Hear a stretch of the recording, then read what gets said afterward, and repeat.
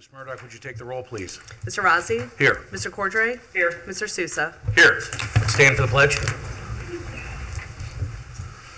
I pledge allegiance to the flag of the United States of America and to the republic for which it stands, one nation, under God, indivisible, with liberty and justice for all. All right, the first item on the agenda is the election of officers for 2026. With that, I will make a motion to nominate Mark Souza as trustee chair and Daryl Cordray as vice chair. Second. Mr. Sousa? Yes. Mr. Cordray? Yes. Mr. Rossi? Yes. Mark? And then I think, Heather, We you need want to take a quick recess? We need to take a Move quick this recess. I think you have to change name tags. Okay. to resume momentarily, literally. We got to change seats, right? Nope. You might as well move those down there. Here, I'm leaving that here. It says chair on it. Okay. You got notes? That's.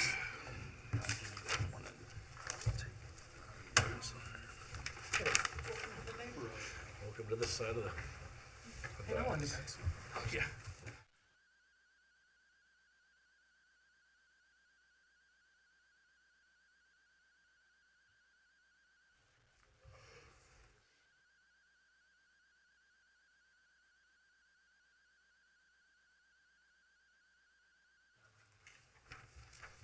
You good, Heather? All right. All right, so we'll officially start back up, final the recess. First item we have, and this is just an annual housekeeping item, there's technically a police district within the township that has meeting requirements as well, so setting meeting times and dates for those. Chief, do you have anything to add to this? All right. Gentlemen, you have any questions or anything? No, just to reiterate, these all run parallel to our Board of Trustees meetings, so we won't be having separate meetings. Correct. Joe, good? Nope, I'm good. All right. That, I will make a motion to approve Resolution 26-0107, a resolution setting meeting dates and times for the Hamilton Township Police District. Second. Mr. Rossi? Yes. Mr. Sousa? Yes. Mr. Cordray? Yes. All right. Next item, you guys have any questions or concerns with the previous meeting minutes as presented or anything? I do not. All right. That I'll make a motion to approve the clerk's journal and accept the audio-video recording as the official minutes of the December 17th Board of Trustees regular meeting. Second. Mr. Rossi? Yes. Mr. Sousa? Yes. Mr. Cordray? Yes. And next one is standard, the bills. You guys have any questions on any of the board's bills? Do not. All right. Make a motion to approve the bills as presented to the board. Second. Mr. Cordray? Yes. Mr. Rossi? Yes. Mr. Sousa? Yes.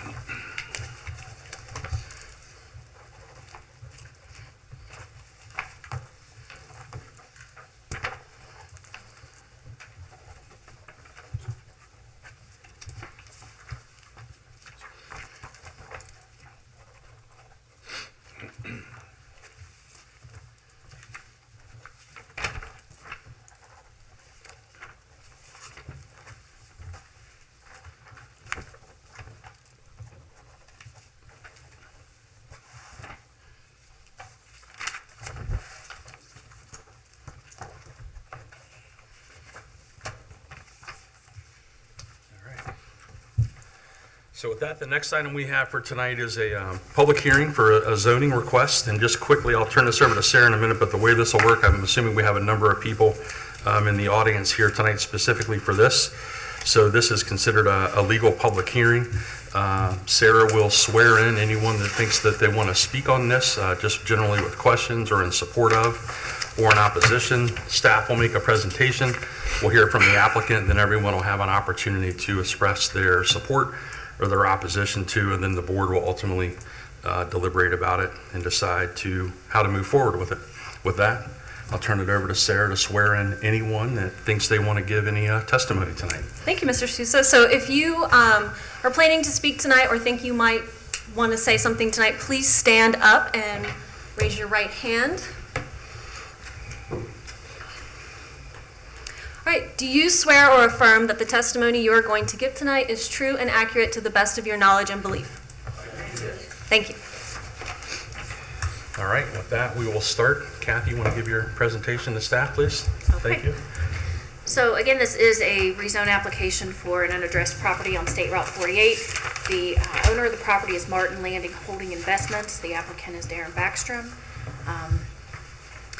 So the legal notice was published on the township website on December 26th, and legal notices were sent to all required property owners. Site aerial of the property, you'll see that this is at the dead end of Hildebrandt. Also, there's a portion of the property fronting on State Route 48. The property is zoned to M2, which is the heavy industry zone. It is surrounded by properties to the south, which are residential. The north, you'll see that lighter purple color there is light industry. And then across the street is, the red is the B2 district. The future land use map does designate this to be industry, which obviously would include manufacturing, warehousing, truck parking, those types of uses. So this proposal is to rezone 8.088 of the 9.8267 acres. You'll see the portion up there that's outlined in black. It's the rear portion.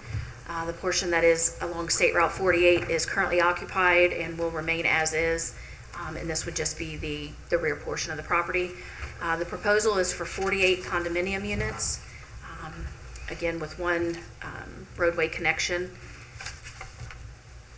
This really is more for stage 2, but just to kind of show you what they're looking at, they're looking at 6 8-unit buildings there. They would be a mix of 1 and 3 bedroom, and then those would be the proposed setbacks. Again, we'll go over that should this move forward. So the rezone criteria,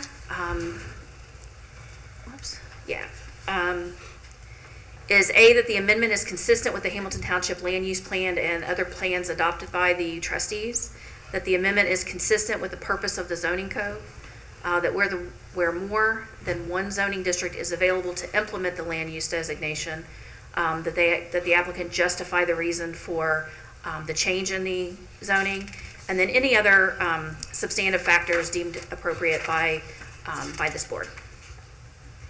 So this was heard at the Warren County Regional Planning Commission meeting in October. The executive committee did recommend denial of the application.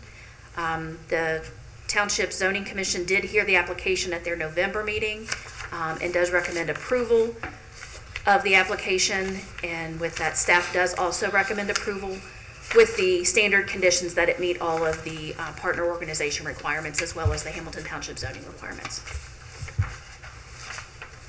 And I will be available for questions. Thank you, Mrs. Walton. Do gentlemen have any questions for Kathy at this point? I do not I have do any not questions either. at this point. Okay, with that, does the applicant want to go ahead and come up and say anything? You want to, okay. Yeah, No, that's, actually, sorry, for the public hearing, the applicant has to speak first. okay.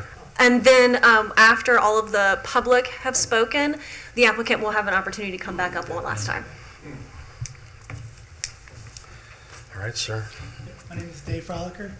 I'm a developer with Darren Backstrom. Darren thought the meeting was at 7 tonight, just for the record. So he's going to miss it. But yes, the site is 8 acres. We were hoping to put a little more lots on them. The way the exit and entrance onto the main road, 42, is that the code requires only 50 maximum homes on there. I believe there are 99 existing homes. Is that true, Kathy? On Hildenbrandt, and we would be, 1.5 times in that along the exit on Hildenbrandt. We'll have a detention pond. The last meeting, there was a lot of concern with the residents of water runoff. Our site should solve that.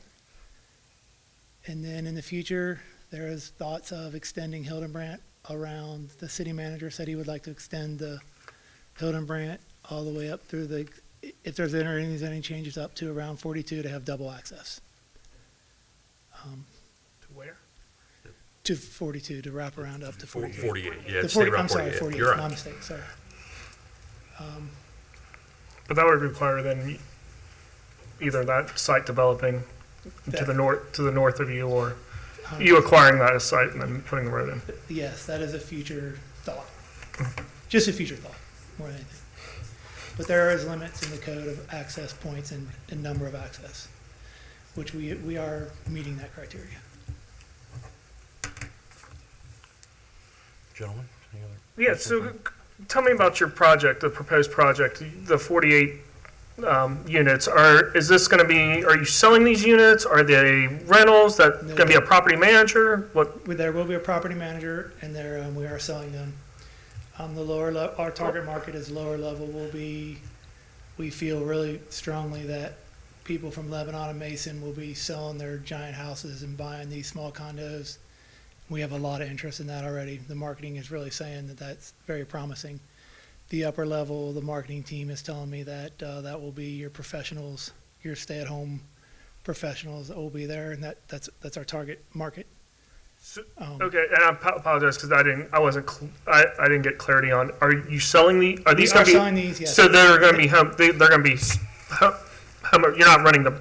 There's not a property manager. These aren't rentals. They're not rentals, but there will be an HOA. Okay. So when you said property manager. But yeah, I apologize. I probably wasn't clear on that. Yeah. You had the right terminology, I Yep. did not. But there will be an HOA. One of the requirements for the county, Warren County, was that they wanted that perpendicular road, which we're gonna call Brantwood, to be a private road. That was very important to Warren County. And then are you limiting how many cars are going to be allowed per unit? Or how many parking spaces? I guess probably better clarity. How many parking spaces are going to be involved in this proposed development? There will be roughly 2 parking spaces lower, and then we have, I actually don't know the answer. It's 1, 2, 3, 4, so about 29 extra spaces.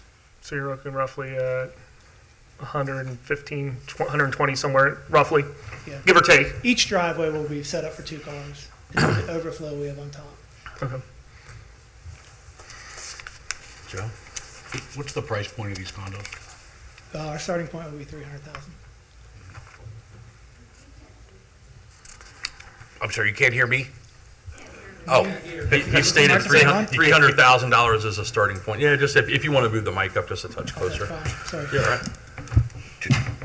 just a question, is there a consideration for a traffic impact study at all? They're not required, I don't think, based on where the location is that correct? For a traffic impact study? Yeah, I haven't had contact with the engineer's office yet to know whether they're going to require that. Okay. They would And do just that for the during stage public, 2. this That would be is, stage 2. this is Yeah. called a stage 1 review. Any action tonight wouldn't be final denial or approval. It would have additional meetings and gates to get through. So the way this is set up, just assuming, but for clarity and confirmation, the part of the property that would border the north side of the existing residences, that would be the back of the condo. So I'm assuming it would be decks, patios, back of the building would be what No, would we be. have the back of the building button up to the back of the existing residentials at this point in time. Yeah, okay.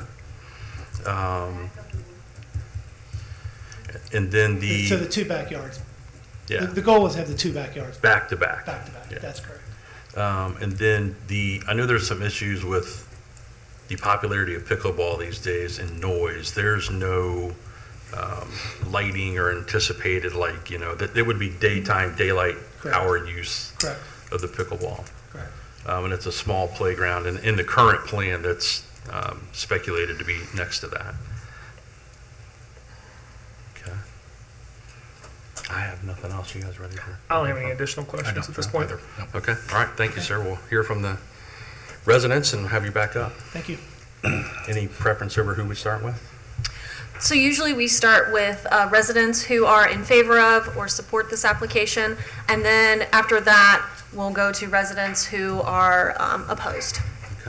So if you're in support of this, and you want to come up, and whether you're support or opposition, when you come up, just confirm, if you would, for the record, that you were sworn in, and state your name and address for the record. And we'll start with anyone in favor of the proposal? All right. Seeing no one approach, we will open the floor to those that are in opposition and want to come up and speak.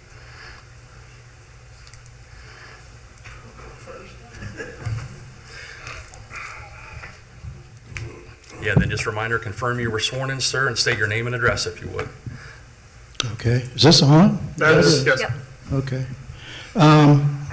Yes, I was sworn in.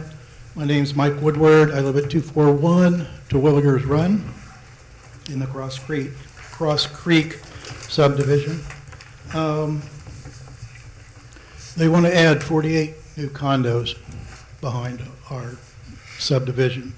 Our subdivision has 101 single-family homes in it. They want to add 48. It's a 48% increase. They want to use Hildebrandt Drive to get in and out of the subdivision in their development. The streets and the sidewalks were built for 101 houses, not 149.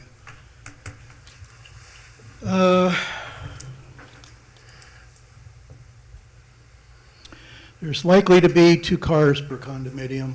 I say that because my brother lived in Miami Bluffs condos for 15 years, just being over there practically every week for 15 years. Most people have 2 cars there. Some have 3, some have 1, but it averages out to about 2. That'd be 96 cars. That could be up to 96 people going to work every day during rush hour time, trying to get out of our subdivision on Hildebrandt. And coming home, of course, too. I had to wait for probably 20 cars tonight to get out, to come over here. It's crowded. It's crowded during rush hour. The traffic backs up from the four stop signs in downtown Mainville, I guess you call that, by the Mainville Quick Stop. That ties the traffic backs up from there past Hildebrandt, where we can't get out unless somebody's nice and lets us out.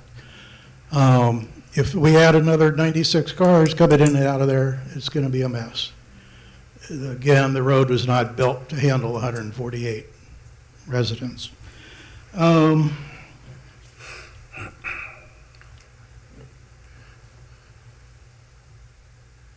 Also the bank. It's going to impact the bank, customers trying to get in and out of there if the traffic's backed up.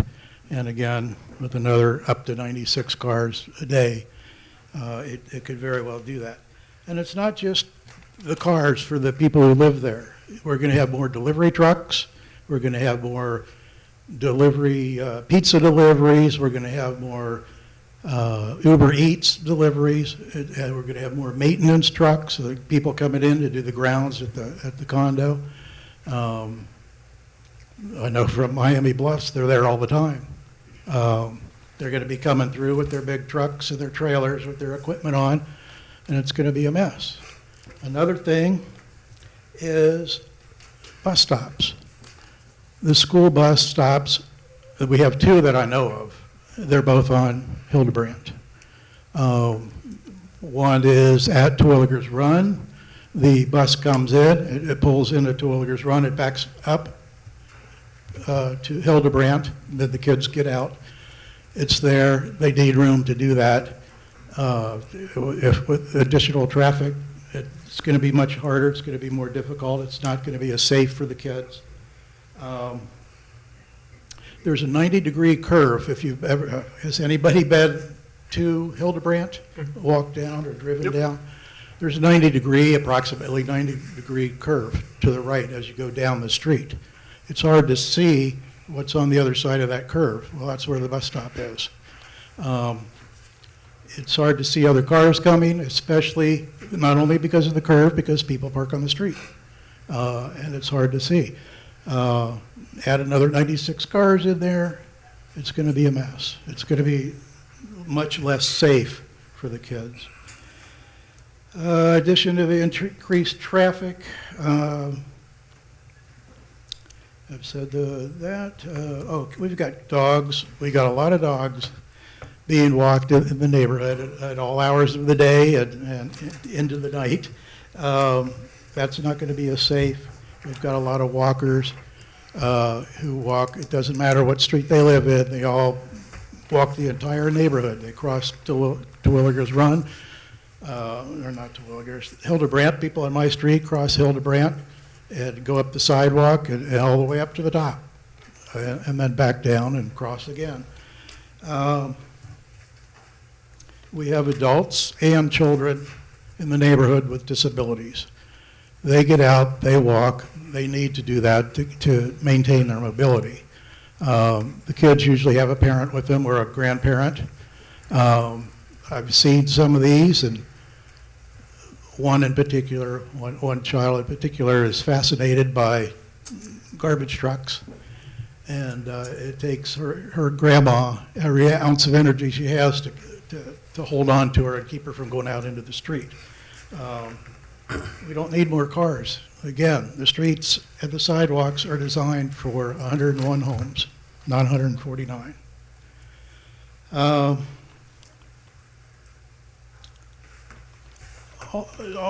Congestion makes a neighborhood less desirable.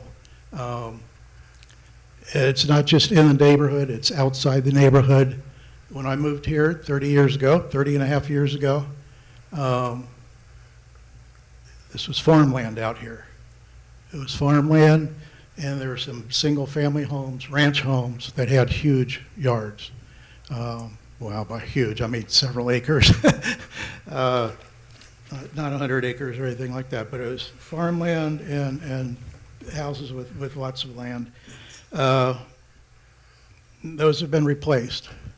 We've got a post office, 2 assisted living facilities, retirement apartments, multiple cell towers, an administration building, a nice one, a police station, and a fire station. The power station out there, the substation, has increased in size, but I would say 3 or 4 times since I moved out here. And all of this stuff is right outside our neighborhood. It affects our neighborhood. It affects how people see it.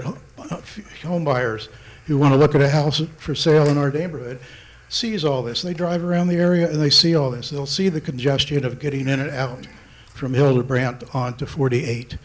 They'll see people, customers, bank customers can't get in and out of that bank of the driveway so close to the 48. They'll see all the driveways from the assisted living centers and this building and the fire station and the police station, where people are coming in and out all day long and cars are stopping. And it goes on and on. It's going to get worse and worse. If you allow something to go in, another business to go in where that old car wash used to be, it's going to add more congestion still. And again, it's right out there practically on 48. People aren't going to be able to get in and out. I mean, people shouldn't have to wait 15 or 20 minutes to get out of their subdivision to go to work. Let's see. Oh, I noticed I was looking for this project on the website, the township website, and couldn't find it. I found the little notice of this meeting, but I also noticed that I didn't see any mention of Hildebrandt Drive. I didn't see any mention of the Cross Creek subdivision. No, I don't think anybody who wasn't looking for it would know what that announcement was for. Another thing, the only people who were notified about this, and I assume it was through bail. I don't know if it was the township who was notifying them or if it was the developer, but only the people on Hildebrandt were notified. This project affects everybody in that subdivision. It even affects the bank, and we weren't notified. I only heard because a neighbor grabbed me while I was walking the dog, else I wouldn't have known about it. You know, there's supposed to be transparency in these things. You notified whoever it was, notified only less than a third of the impacted homeowners. Okay, I was saying I was looking at the website. I noticed how some of the hop something developments that look pretty nice. And I love the stuff on the other side of Montgomery, Road. I don't like the stuff around here that affects our neighborhood. But the township is stating in that post about the other development projects that they'll ensure traffic relief, they'll ensure walkability, they'll ensure rideability, bike rideability. I didn't see anything about that or hear anything about that with this project. It makes all those things worse. In 30 and a half years that I've been here, the township hasn't done anything to enhance or improve our neighborhood. Everything out here makes it more congested. Everything out here makes it less residential. That's around the immediate area. We don't need something else out here detracting from our neighborhood. The car wash is still there. It's been abandoned for how long? It's been out of business for how long? 20 years, 15 years? It's still there. The space between the car wash and the first house on Hildebrandt is all weeds. It's never mowed. Those weeds get 5 feet high in the summer. The entrance to our neighborhood looks like we're turning it into a junkyard or one of those old, Adams County mobile home parks. But we don't need anything else there. We don't need anything congesting our area, our nice little quiet neighborhood. And again, it's designed for 101 homes, not 149. I think approving this project would be another step in the wrong direction as far as the Cross Creek subdivision goes. So that's all I got. Thank you. Thank you, sir. Sarah, do you mind just kind of clarifying, because I think it'd be good just for everybody to understand what the process is, the legalities as far as notification, because I think that's probably definitely a point. I certainly understand the heartburn with regards to that, but just what those requirements are and why those, who got notified, why, and why not those who didn't. Yeah, so under the township resolution and even Ohio Revised Code section, I think it's 5/1912, there is this very specific notice requirement for any type of rezoning. And Kathy, I believe, I can't remember the exact radius, but it's a specific radius. For a rezone, it is yeah. across the street from and contiguous to. Okay. So, and I believe the statutory requirements were met here for that. So it doesn't have to be sort of the entire area, so. And I just want that for clarification, because I know we get this when we have these public hearings. There's a lot of heartburn, and rightfully so, of why do some people get notified, why not in an entire subdivision? It's just driven by the ORC, and I just wanted to be transparent in that. It's not the township trying to hide or only notify a few people. And just to add, just with regards to residential developments versus commercial developments, I know Mr. Wood brought up the Hoptown plan and what we have on Facebook. The township has a lot more leeway and a lot more ability to kind of drive economic development from a commercial standpoint, where these residential projects, it's not necessarily, especially the policy of this board, we don't necessarily drive those and seek out residential development. So you're not going to see those type of advertisements saying, hey, come develop this property for residential. And so that's why you don't see necessarily the same level of engagement from the township when it comes to commercial development versus residential development. Certainly valid concerns, but I just wanted to address those. Yeah, to Daryl's point, I built my first house out here a similar time frame. It sounds like to when you moved out, and we're all aware of the residential boom. We're not in, we turned down, Jeff probably approaches us many times a year with, hey, heard with so-and-so about this parcel. They'd like to rezone it, residential for a big subdivision. And for every one of these, there's probably 10 or 20 contacts or explorations of opportunities that just never gather any mustard or merit to make it to anything. But points well taken. Who else would like to speak in opposition? Go ahead, sir. And just a reminder as well, if you would, confirm you're sworn in and state your name and address. I'm sworn in, Robert Richter, 205 Three Wheelers Run. It's right down there in the corner of Hildebrandt and Three Wheelers Run. Do you mind turning your mic just up a little bit so that way we catch you? There we go. Thank you, I appreciate it. No problem. Everything he said, times two. Just going to say that. He hit it dead on, all the key points of that. I would also say going down 48 toward, going down towards CVS, it takes 10 to 15 minutes some mornings to get through that light, and you're going to add 100 more cars. That's insane.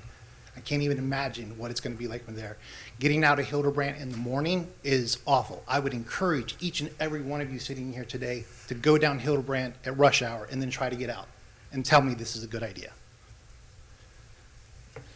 So with that, again, I'm going to keep this short. I think the idea of the continuing development and destruction of what we have here is a bit much.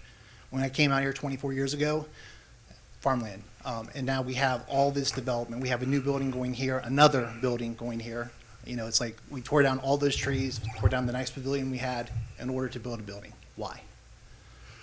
So I'm not against, growing the community, but at the rate we're growing, it's going to be inconvenient for anybody to live here. It's already hard to get everywhere, and now we're going to make it harder by adding 100 more cars. So with that, like I said, he said everything that I wanted to say, so I'm going to keep it there. I appreciate your time, and I highly hope that you guys deny this because we don't need it. And then one more point. So the gentleman here said that he was renting to upper people. I work at a corporation. I know who he's renting to. Those are not the people we want in our neighborhood. They fly down the street. They have less respect for communities, and it's just a bad idea. So, point of view. Thank you. Thank you.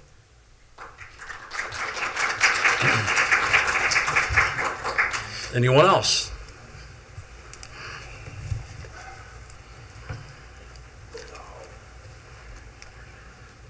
Hi, my name's Brenda McAfee, 228 Terwilligers Run, and yes, I was sworn in. I want to just agree with Mike said it so well. Thank you so much, Mike. I have a couple questions, but since he basically said everything. Why did the Warren County Executive Committee turn this down? Do we know the answer to that? Do we have any notes or summary to that? Kathy, can you speak to that? We do. It was because it did not meet the Hamilton Township future land use map for that parcel. Okay. The future land use map shows it to be continuing to be industrial. Correct.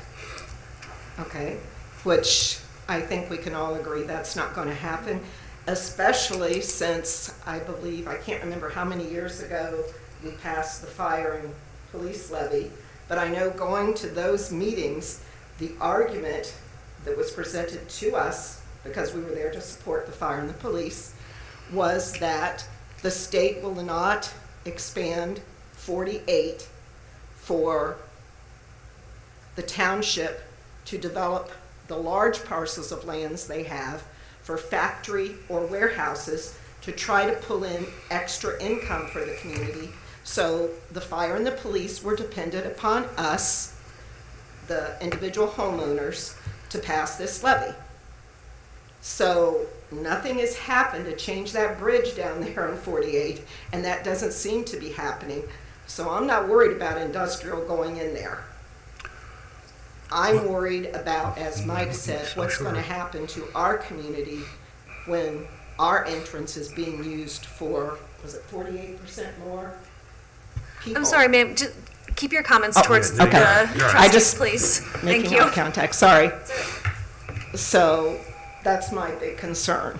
So, and this comes up, the point I'm about to make in about all of these situations. And you're right, the theme of the conversation, the challenge of commercial development and the infrastructure improvements to get it for fire and police is certain. But your comment about no industrial stuff happening there, that is not entirely accurate. So the way that property is zoned, and I know everyone that lives next to green space, we want it to stay green space. Property owners are entitled to seek development of their property though. This could be a storage facility. Could be a truck parking lot. I live I out, understand we've got, that. I live not far Inquiries for those. Right. from Grandin, where there's now several hundred commercial vehicle and semis being stored. And while I get people don't want this behind them, if he decided, the property owner decided he wanted to clear those trees and gravel it and park, you'd have semis driving through your neighborhood, and everything that we're speaking, we could not stop We couldn't that, stop it. It because it's wouldn't an even come approved to use us. of the site. And I will tell you that when we speak about people reaching out about residential development, we have people reaching out about additional vehicle storage opportunities as well. So what we have to try to balance, but I don't want people thinking that there's a certainty that that would never, Sure. could it be next year? Could it be 20 years? Could it be never? Absolutely. But a litany of approved industrial uses would move forward without an approval. They would go through like what we call a site plan review, just making sure that buildings or setbacks and things like that are satisfied. But it's a little bit maybe of a false sense of security to say that it would never develop for an industrial use or a business And use. I understand that, and my major reason for coming tonight was to ask you, before changing the zoning, to look into the safety on Hildebrand coming in. Potentially a three-way stop at Terwilligers and Hildebrand. Another neighbor mentioned the speed humps coming in on Hildebrand, because we already have some difficulty with some neighbors who are not aware of how many walkers, how many children, sure. how many bicycles, skaters we have in and around there. And we have to let them know individually, Right. even though it's posted 25, you cannot do that through there. Yeah, It's and not that's not, safe. I mean, that's, Chief Hughes will tell you, requests for enforcement and cracking down on Right. speeding and residential, even common theme and, the We've vast had a majority of neighbor our put out subdivisions. signs in the middle, slow down children, to Right. get people to pay attention. We've had neighbors look into changing the speed limit, which I understand cannot be done because of it being a township roadway, but you can affect stop signs and speed bumps, correct? And traffic study and traffic impacts would likely occur in the additional, so the way this starts is before a developer would spend tens of thousands of dollars in finite plans or doing the studies, does it have any legs?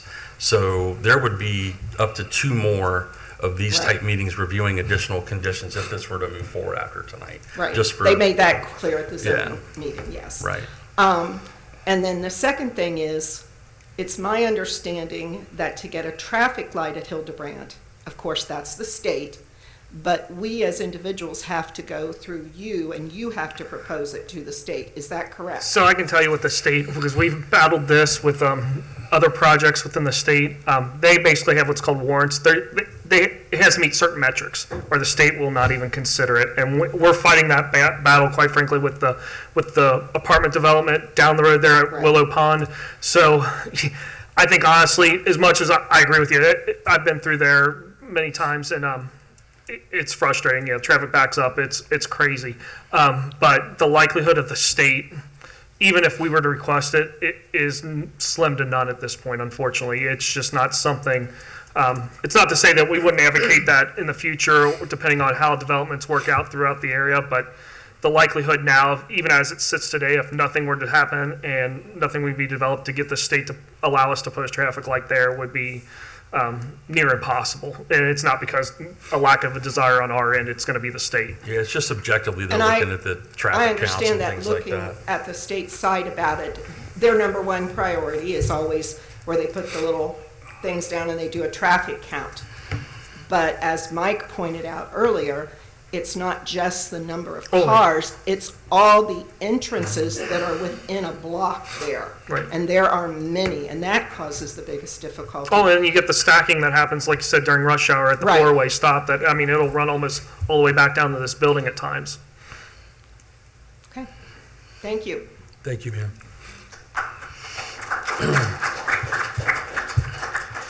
Anyone else?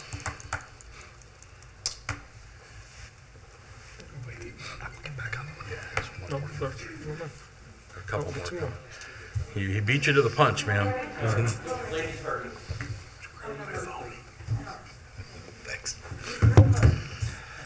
Yes, I have been sworn in. My name is Brian Griever. I live at 217 Terwilligers Run, and I'm going to echo everything that's already been said. But I also want to add, not only is it hard just to get out onto 48, but the speed limit has also been raised from 35 to 45 as you turn out either way on to 48, and that just made it even worse. So that was raised, what, 2, 3? Well, but no, as soon as you would turn out off of Hildebrandt onto 48, it was 35 either way. Then it went up to 55 as you went down this way, and then 35 that way. It has now been raised to 45. Yes, yes, sir. I've lived here for 25 years, so, but yeah, so it has been raised from 35 to 45 as you pull out of Hildebrandt onto 48, and that just makes it even worse. So not only the additional cars, the raised speed limit, and yes, you're correct. Once it get past 48 or past the township hall, it did go from 55 to 45, but it was 35 up until like the post office, and then it went to 45 or 50. So what happens is, and Chief, please correct me if I'm wrong, is I believe the village of Mainville, they actually can control their speed limit inside the village limits. And so what you're seeing is the village of Mainville has the 35 speed limit through their village. And as soon as you turn into the township, then it actually turns over to the state, to the county, as far as regulating the speed limit. So that's why you see the change in speed limit right there, is because once you cross from the village line Sure. to the county Right. county line. But I'm just saying that in the last couple of years, it has raised to pull out from 48, from Hildebrandt onto 48. It went from 35 to 45, right at that section. And that, along with the additional cars, it just makes it even harder. Thank you, sir. Thank you. Come on up, man.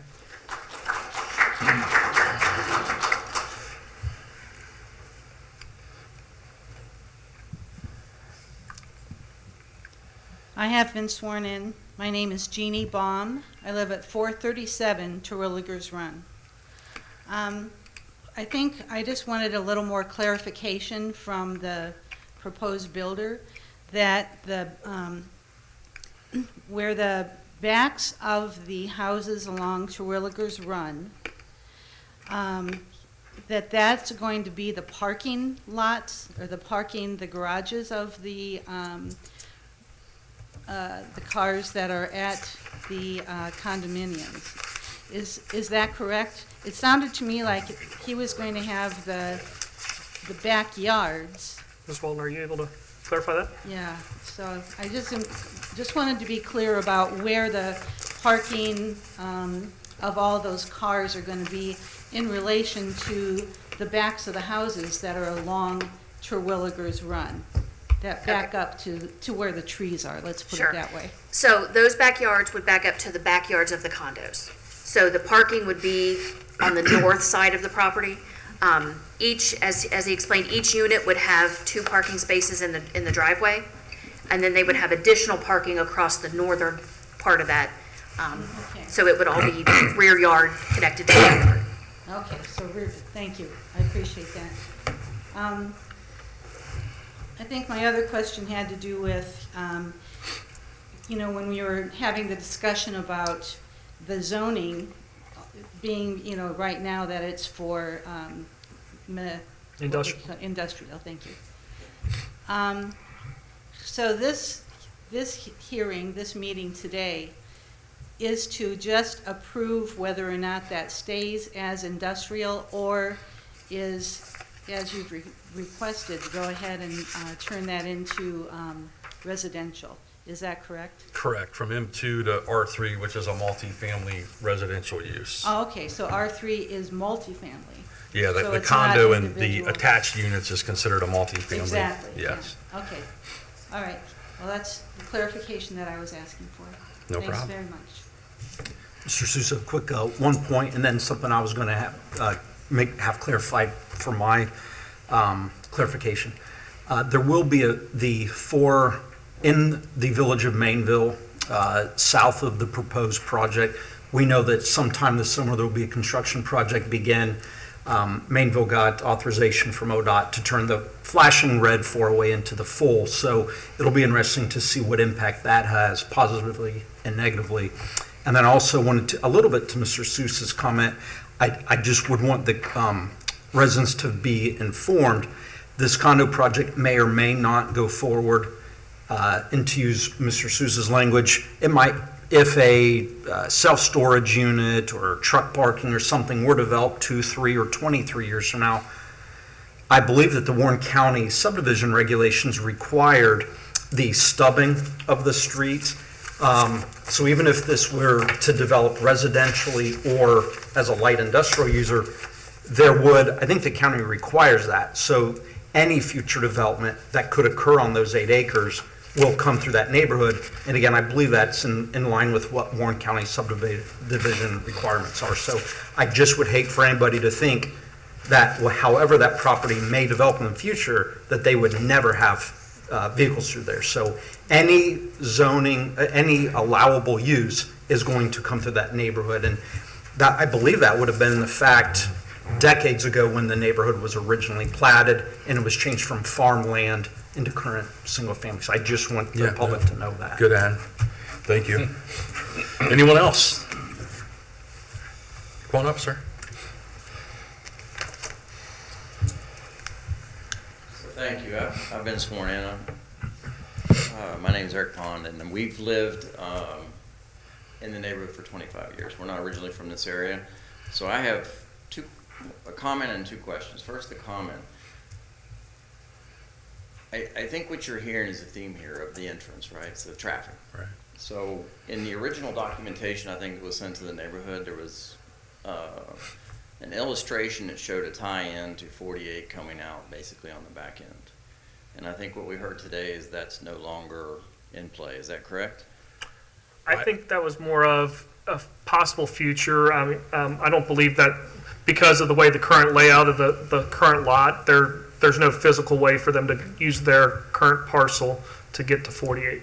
Yeah, and I think what you're talking about was at the zoning commission meeting, there was discussion about that going northward and then connecting to Regency Park. Yeah, right across Yeah. from Regency Park. That would happen when and if that parcel to the north of this one would be developed. So That's when where that would happen. The roles where the field is basically over there. Correct. So as your neighborhood has a stub, let's say hypothetically this happened, at the north end of this development somewhere, it would have a stub.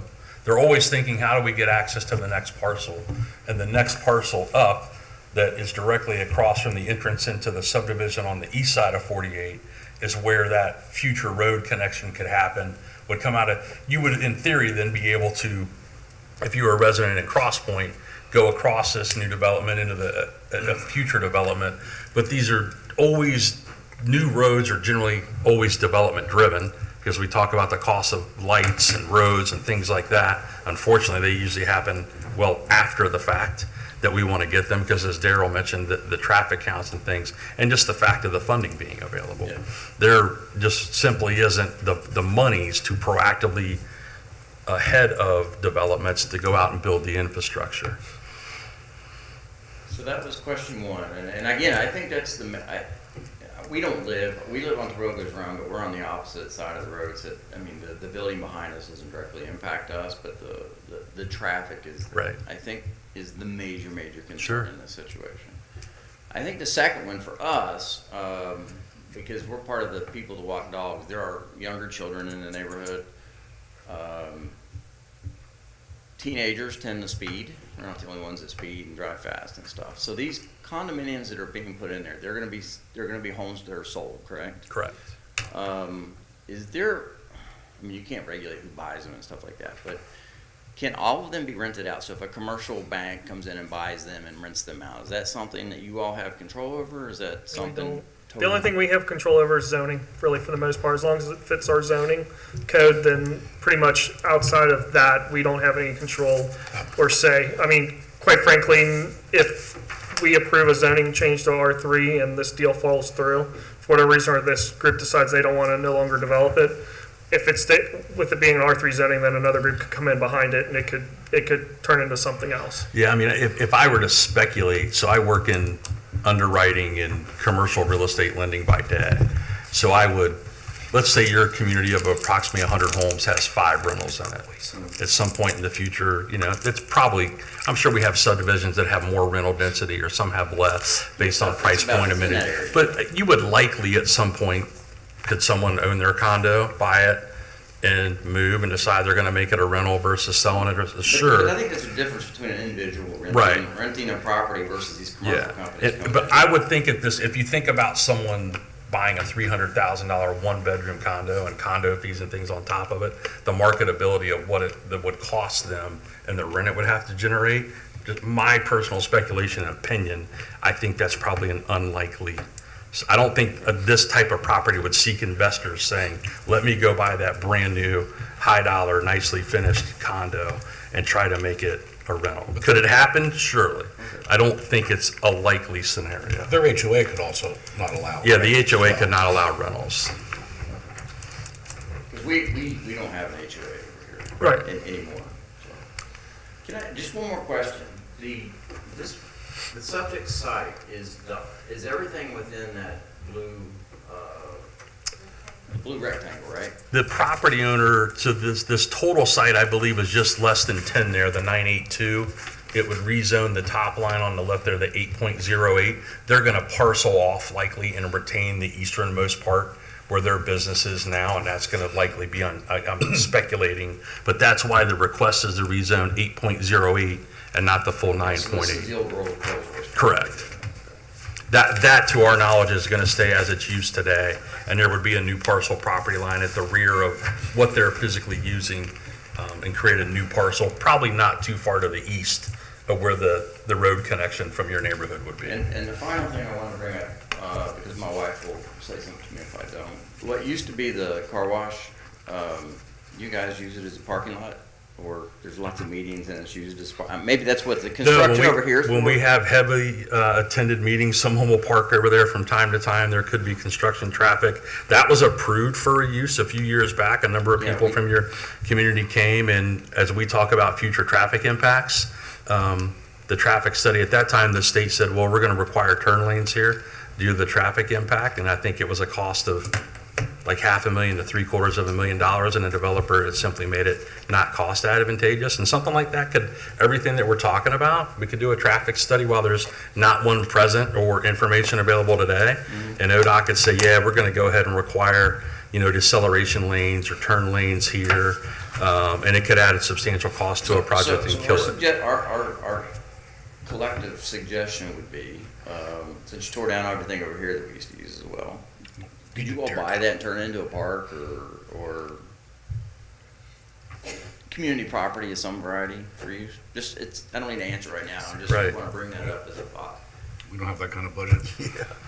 We'd like to make improvements in the hundreds of park acres that we have now and get that question. People always want us to buy properties and parks. Thank you. I think Ms. Sparks wanted to add something to that. Well, and I'll just add, so because this is a legal public hearing, really the only topic for discussion Right. that you can really consider would be Is the the proposal at application, hand, yeah. yes. And yes, public can make comments that they Right. want, but for consideration of this application, we should stick to that.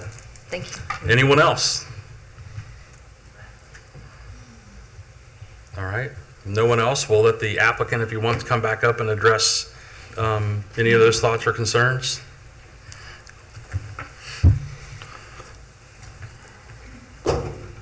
I really don't have a lot of comments. Clearly, it's frustrating when you live somewhere. It's crowded, but you got to weigh the pros and cons of putting a heavy industrial site in there. That land is going to get developed eventually, and you could have a steel pickling line there, or you could have a residential line. That's the harsh reality of this scenario. So, thank you, everybody. You dropped your phone, sir. All right, with that, we'll close the floor to the public comment section of the hearing and deliberate. All right, yeah, I'm happy to kick it off. So I do struggle with this proposal for a number of reasons. One, I've walked that neighborhood and did it most recently this year. What's not on the map, no fault of anybody's, is obviously there's Catherine Street or road right there also for consideration. That's part of that neighborhood. I think traffic is a real concern, something that we should consider. One of the big things with that also too is access for emergency vehicles and just access in general. I sit on the Regional Planning Commission for my other job, and one of the big things we push on the Regional Planning Commission is accessibility. Anything over 50 homes, 50 lots per Warren County regulations requires 2 access points. So if this development where these people live today, this subdivision would would not have been passed through Warren Commission if it was to go through today, because you have 100-plus homes with only one access point. So I really struggle with the idea of approving an additional 48 units, 100-plus cars into the subdivision. I think that's a real tall task and a real hard ask for the residents, for our emergency responders with regards to that. The other thing, another item I think for consideration this board we should consider is, this is a similar request to what we came before us last year with regards to the Stryker Road and that proposal for the wedding venue. And I think this board's been consistent about really being leery about changing zoning, anything that's industrial, commercial to residential. And this to me is pretty much the same scenario for the most part, as far as if we were, as for consideration. And to the point of the developer, they're already proposing, which is a Warren County regulation, to stub for connectivity. I think if we approve this rezoning, we're opening up the door that probably tomorrow we're going to get calls to develop the next 2 lots to the north for residential. And those are big acres. They're all going to want to be single family. And you're talking probably, I don't know, hundreds of homes that are going to be requested to be built. And I don't know then, how does this board justify saying no to that if we were to change the zoning on this piece? Right. So I really struggle with, I like the concept. I don't have a problem necessarily with the concept with what they want to do, but I think given those factors, I struggle getting there with this. Joe? I agree with Daryl. I think we're going to open up a can of worms, but just in and of itself, the access, the single point access is concerning. Even if that prior subdivision was approved and that regulation didn't exist, you're still using a single point access. Right. All right. So do you apply today's standard? Yeah. Even though there's only 48 going back there, you're still going through 100-plus unit subdivision. But I agree. I think that will open up the potential for development, and sewage is right across the street. Yeah, my thoughts are not dissimilar. I mean, I look at the subject site, and it's not a site right to the one lady that spoke in opposition to commercial development. It's kind of a narrow, skinny lot. I am concerned because of the lack of control we have for an approved use of the way it's currently zoned, that, I know these folks would be just as mad or more upset if it's commercial vehicle storage or something, and it's going to come through their neighborhood. But, Joe, the one gentleman spoke of Miami Bluffs. I've been a resident in there for about 15 years, and we're almost 700 units that have a one-way in, one-way out, but we're connecting to Stryker Road, and it's much less traffic. I think these guys' points are, if this concept were somewhere that the one-way in, one-way out access wasn't, it's such a high traffic area, it pains me just the thought of for these folks, and there's so many stacking points at morning and evening rush in the community, and they're largely at 22 and 48 where our density is. It just gives me concern to think about adding to, even though a traffic engineer was, the trips that one of these units would generate a day and 48 units, it doesn't warrant lights and things like that. To Joe's point, it's, but it'll be frustrating in the future if the site develops for something else. Yeah, that's a and we concern. don't have control. It could be as bad or worse of an outcome. I think we're all, in a pretty similar spot with our thoughts on this one. Anything else? I think that covers my concerns too. All right. Well, speaking with Jeff, I think it makes sense for the folks that are here to maybe bring the resolution piece of this forward, just to go ahead and get some finality to it. No one else has anything else to add. Let's see.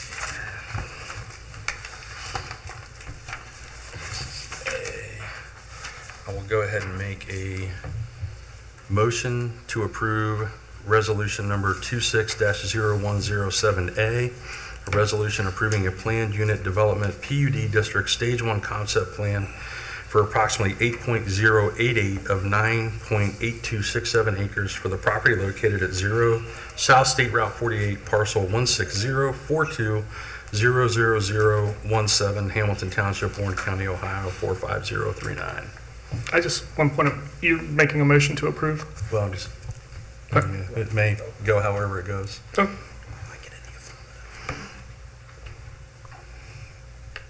it's good to do so in the affirmative. I'll second. Okay? Mr. Sousa, No. Mr. Cordray, No. Mr. Rozzi. No.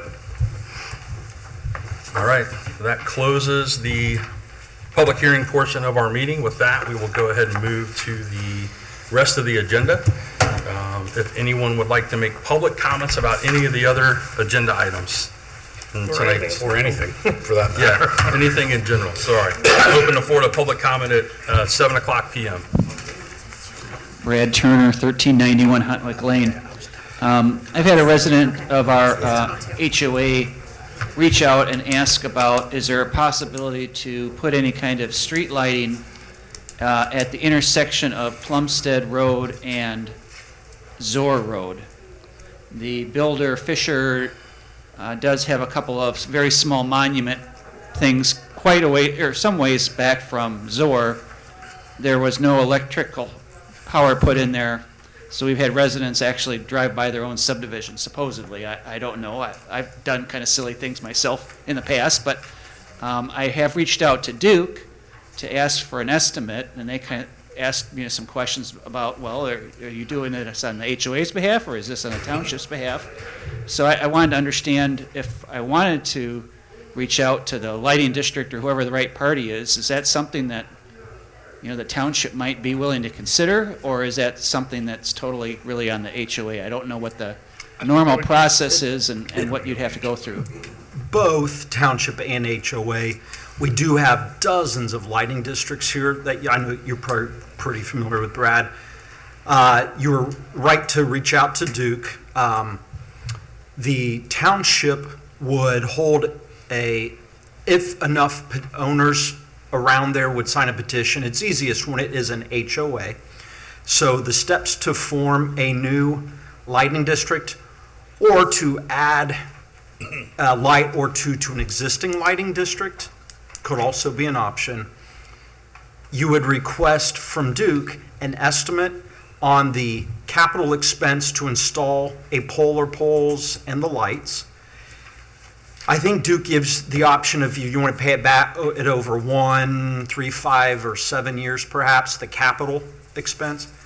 And you would also ask Duke for an estimate of what the annual electricity cost would be. And if you have a majority of the impacted property owners in favor of that, you could bring that petition to the township. I would work with you to place it, it's technically a public hearing. We would take the data from Duke.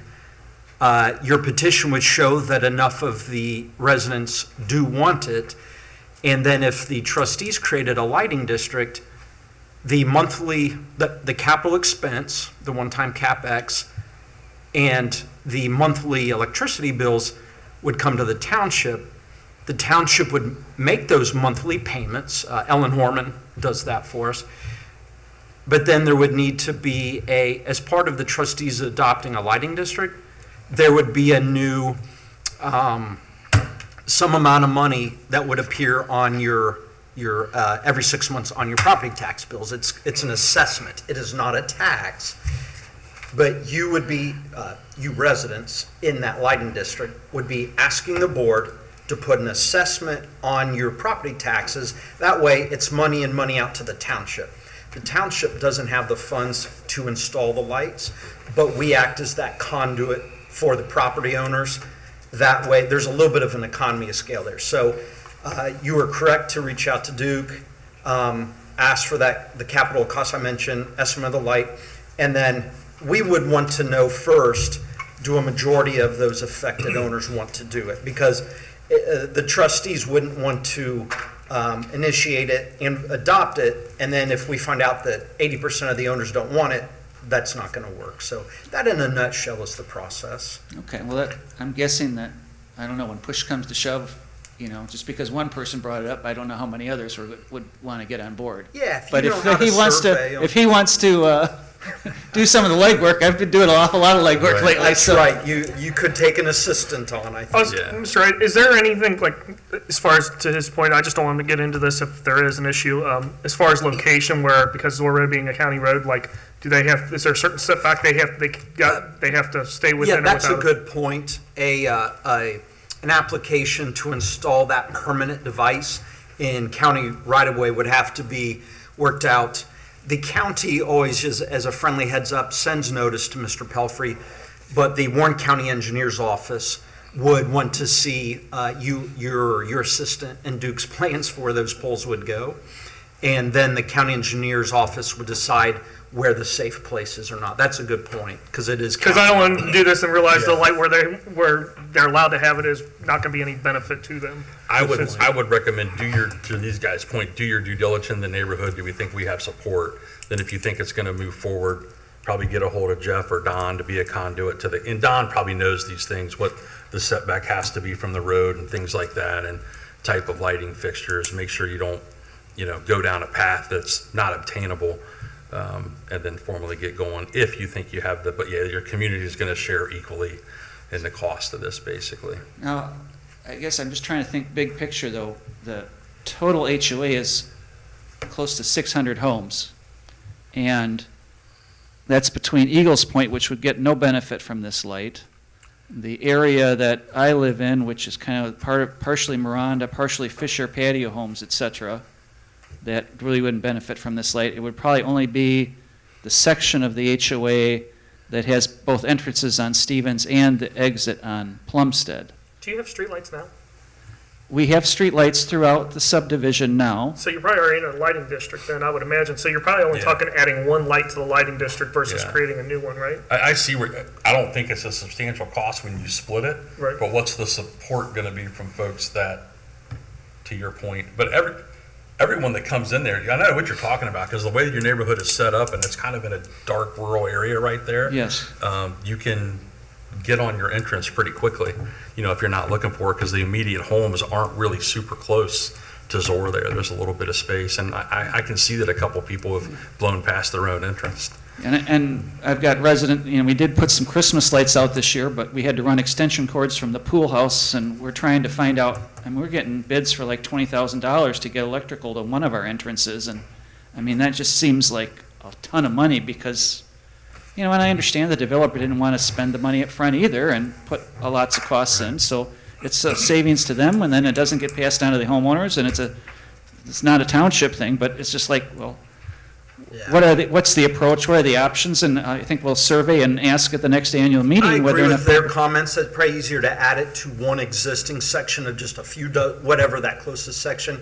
And then another option that I live in a subdivision with an HOA in a township. My subdivision has streetlights, doesn't have a lighting district through the township. My HOA receives the monthly Duke bills. It's part of our annual dues. So that's another option if you think it would be simpler for a section or two of your neighborhood. Yeah, I don't know that I want to get into trying to figure out charging variable dues to different homeowners within the association. It's a headache. I think the just point is either if you decide as an HOA, it's worth it as an HOA to spend the money and you guys absorb the cost, and it just is another benefit of I'm being. always trying to okay, if we're going to add some benches by this lake, we need to add some benches by this lake, and we need to put something in over here so that kind of we're doing a little something for everybody in the. Yeah. That's why I don't envy your position, Brent. It's kind of like local government. Yeah, thank you. You're a true public servant, Brad. Thank you. Thank you, gentlemen. Appreciate the input and the information. Thanks, Brad. No problem. Anyone else want to make public comment on any agenda or other items?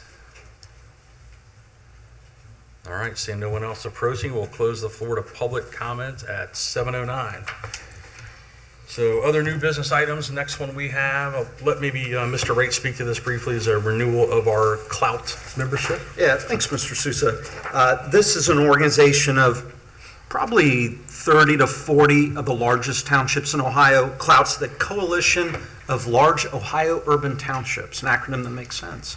Other home rule townships like us that try to have the functions that cities have, even though we have different set of laws. Clout's a lobbying group is one way to look at it. They spend time in Columbus trying to get fair laws passed or look out for townships when there are laws proposed that are good to cities or to certain types of industry that could be very negative to townships. Clout is that bundle of sticks of those 40 large townships. Clout has a presence at the OTA conference in February that a few of us are going to, and they provide training, and they have quarterly meetings, and they're a source of a lot of training for us larger. So cities have the Ohio Municipal League, so this is a little bit like a lobbying and support group for the larger townships. And it's fortunately a nominal cost of $200 a year currently to be a member. Gentlemen, you have any questions on this or anything? Do not. Nope. All right, with that, thank you, Jeff. We'll make a motion to approve Resolution 26-0107B, a resolution authorizing membership to the Ohio Township Association's coalition of large Ohio urban township known as Clout. Second.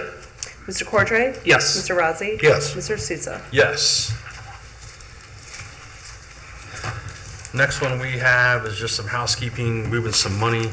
Leah, this is nothing more than moving the money from our primary public works road and bridge fund to the new building fund to make our debt service obligation payments for this year, right?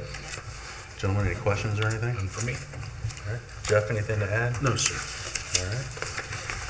That, I will make a motion to approve resolution number 26-0107C, a resolution authorizing the transfer from the Road and Bridge Fund 2031 to the Public Works Facility 2025 Fund, Fund 4901 in 2026, and declaring an emergency. Second. Mr. Rossi? Yes. Mr. Sousa? Yes. Mr. Cordray? Yes. And I'll just add for the public, that's those two debt service payments for the year are approximately $361,350, and it's done as an emergency, those words, just so we can do that immediately without a waiting period. Next one that we have is approving elected official pay. Something we do on a regular basis when the state makes any changes or to compensation. For those that may not know, compensation for trustees and for Mrs. Elliott as the fiscal officer is set by the state in a revised code and is driven by and tiered based on budget sizes of townships. Any question or commentary from you gentlemen or Mr. Wright on this one? I don't. Leah, anything you want to add to this? No. Okay. With that, I will make a motion to approve resolution number 26-0107D, a resolution providing for compensation to the township trustees and fiscal officer. Second. Mr. Cordray? Yes. Mr. Rossi? Yes. Mr. Sousa? Yes. The next one is our regular occurrence. Looks like the impound lot and some crashes were maybe busy around the holiday season. It's a lengthy list for this one. Yeah, snow and the ice never helps. No, I'm assuming no one has any comments or questions for this one, just declaring Nothing for me. vehicles in the impound lot as Crashes were on state routes and county routes, not township roads, because our road crew does it. Don's not listening. The crashes, okay. All right, with that, I will make a motion to approve resolution number 26-0107E, a resolution authorizing private sale of unneeded and unfit for use property in the police department. Second. Mr. Sousa? Yes. Mr. Cordray? Yes. Mr. Rossi? Yes. All right, the last item is a motion. We commonly have updates to the township roster, which we do tonight, but tonight we have some additional motions for appointments to our zoning commission and our zoning appeals boards. Staff has asked that we break these out one by one just due to the number of these and the people impacted. Jeff, you add anything to that, or is that a decent summary? That's a great summary. Majority of these aren't actually employees. They are resident volunteers. Will be serving on the Zoning Commission and Board of Zoning Appeals. I think Mr. Blow has his acceptance speech ready, but I'll leave that up to him. So thanks for doing them. This is a rare time that we would ask you to do them. We haven't voted yet. I haven't started talking yet. All right, so the first one of these is kind of the standard, is the on-roll and off-roll for individuals in the fire and police department. First, I'll make a motion to approve the amendment of the Hamilton Township roster as presented. Second. Mr. Sousa? Yes. Mr. Cordray? Yes. Mr. Rozzi? Yes. All right, and the second one is an individual that's been and thanks to all these folks, by the way, these are largely volunteer roles with very minor compensation for meetings, and they heard an issue like tonight's zoning request before the board and moved those things forward and add a lot of value to the community.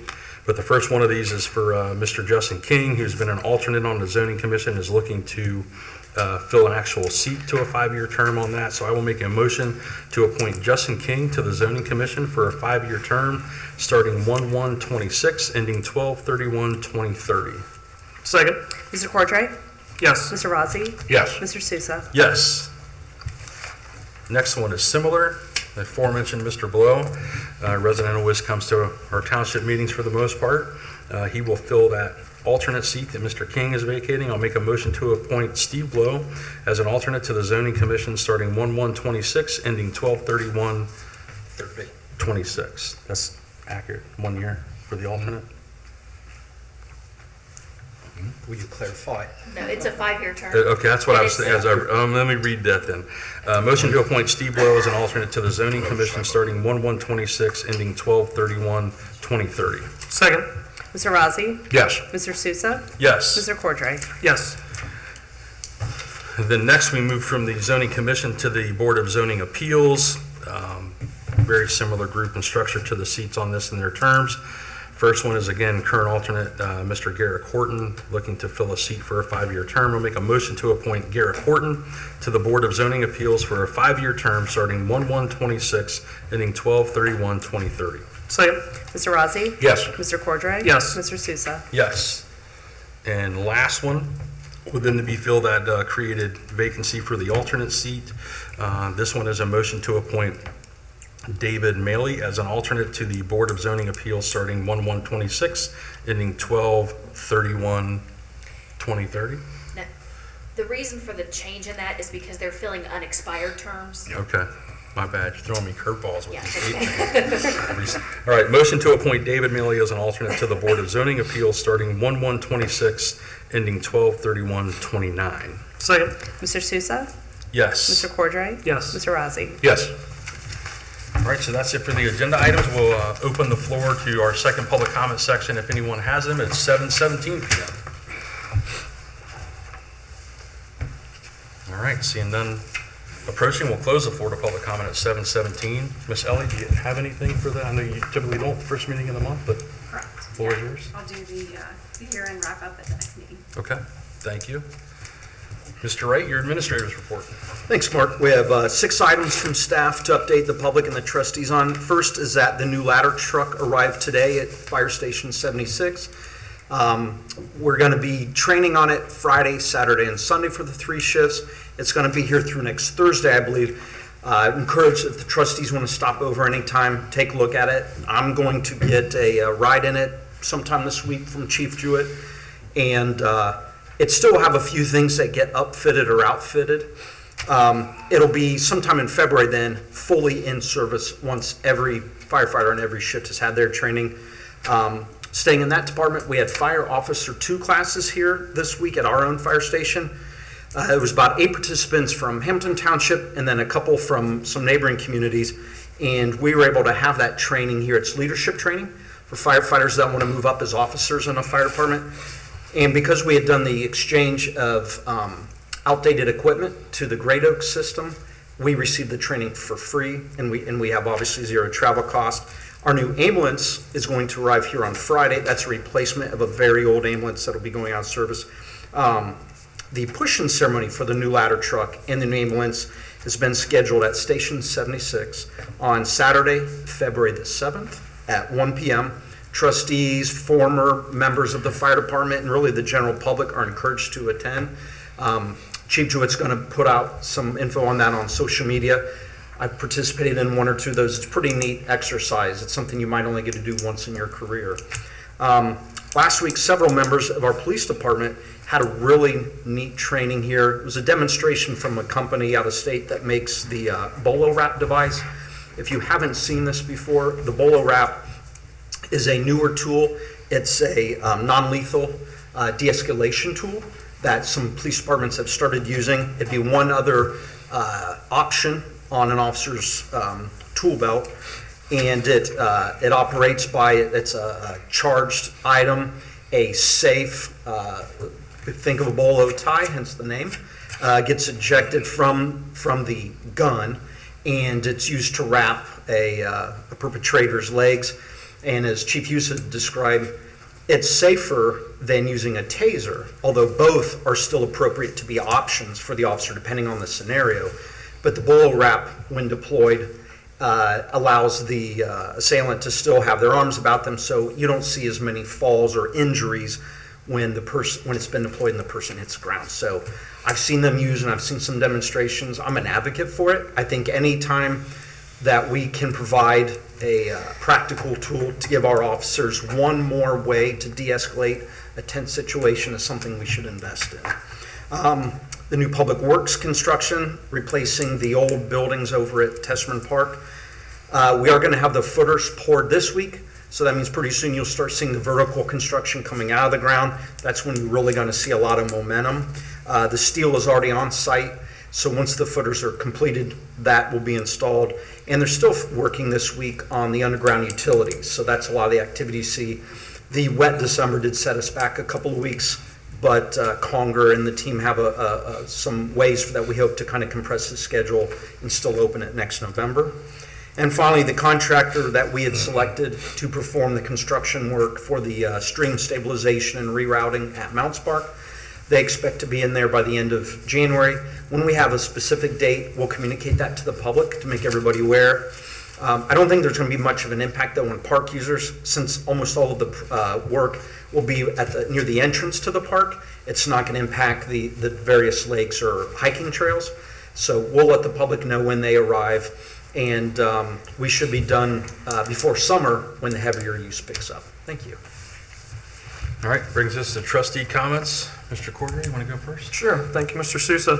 A couple things tonight. First off, just want to give a shout out to the roads department crew. You guys did an outstanding job on it over Christmas. We got some snow and all that fun stuff. Appreciate you guys getting out there and getting that taken care of for us. I know especially during the holidays, it always kind of sucks when you guys get called in for that stuff. So I just want to say I appreciate you guys and all that you do.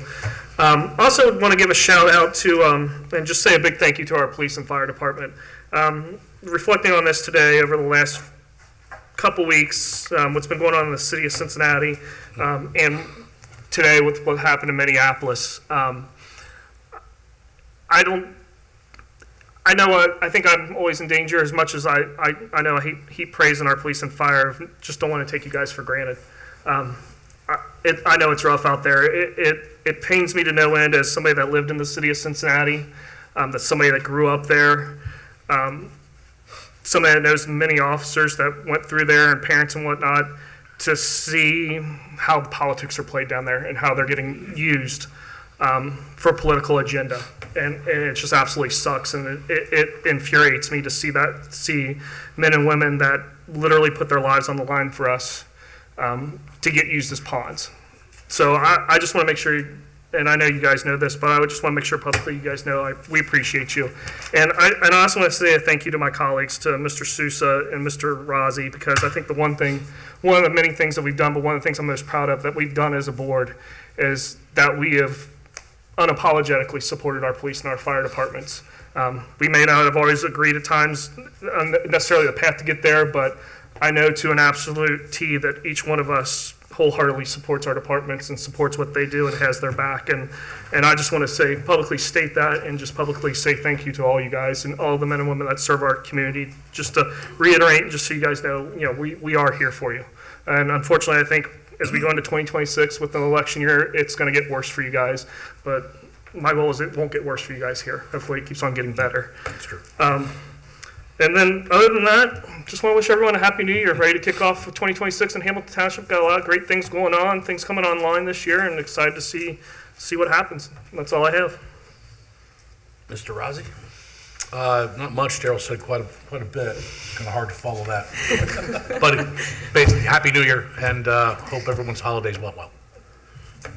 Yeah, I don't have much to add either. I want to thank, maybe some of us still here, but most of the folks left that came for the public hearing for the rezoning. I was thinking as we were sitting here going through this, I'm starting year 7, and I think in 6 years we've rezoned 2 pieces of property to a residential use. So I appreciate folks coming out and making their voice heard and get involved in the process. And I'll echo what Daryl said and maybe just add yeah, we unapologetically support first responders, and I don't think that's unique here in our immediate area, but I will tell you that from our seats as well, it really makes a difference to the fire and police staff that we have, the support they have from the community. And the times that I've been here where we've had true crises come up, the support from community and just the general thanks. I mean, we get nice emails when fire and EMS shows up at someone's home and, handles a bad situation well, transports them, to a hospital or something like that. It really impacts the men and women of the police department. Every now and then something will happen. And I mean, I was early in my time here in a community nearby Regency Park in Hawthorne. They had just a snack and food drive. Let's gather snacks and food for the police department. They brought a truckload, like a literal, small caravan of vehicles. It probably housed snacks in the admin building, the police department, and fire probably got some for a year. So appreciate the residents in that too. It's awesome to see the residents get the high standard of service that they expect from the first responders, but then they certainly reciprocate in their support and their compliments to those folks as well.